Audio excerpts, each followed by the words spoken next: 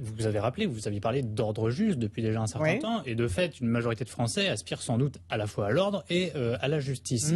Est-ce que vous n'avez pas eu raison trop tôt, et comment vous déclineriez dans la société d'aujourd'hui cette notion d'ordre juste pour que ce ne soit pas qu'une théorie?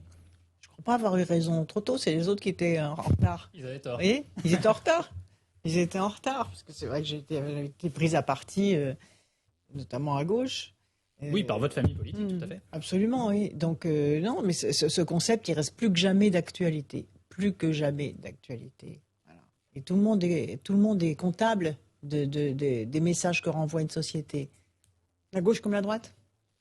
Oui, la gauche, la droite, tout le monde est comptable. L'éducation, les parents. Donc, l'ordre juste, c'est quoi? C'est quand tous les adultes ont le même langage par rapport aux enfants et par rapport aux adolescents. C'est-à-dire que l'école dise la même chose que les parents. C'est-à-dire que les parents apprennent à leurs enfants à respecter l'école, parce qu'il y a aussi beaucoup d'agressivité contre les enseignants dans le système scolaire. Donc c'est aussi une façon de contester l'autorité.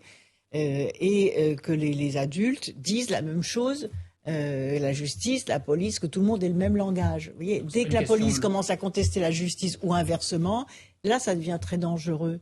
Parce que les institutions incarnées par des adultes doivent être solidaires les unes des autres et diffuser des discours cohérents et d'encadrement en direction des jeunes. Mais ce qui manque, c'est des structures d'accueil. Donc c'est pas une question de loi, c'est une question de mentalité et de moyens. Et de moyens. Et de volonté politique. Je pense que vraiment, dans le constat de la faillite éducative, de plus en plus d'adolescents, aggravés, je le répète, par la crise sanitaire et par le confinement, où beaucoup de jeunes ont été en plus déscolarisés, donc sont en grande fragilité, je pense qu'il faut des réponses spécifiques et recréer des centres d'accueil fermés, encadrés, rigoureux, autoritaires pour des jeunes et pour les remettre dans le droit. Il en faut au moins un par département. Et pas les laisser dans la rue. Aujourd'hui, il y en a 50 en France. Il en faut doubler au moins 16 à 20 adolescents. Chose, hein. Bien sûr. Avec un manque d'effectifs, de personnel.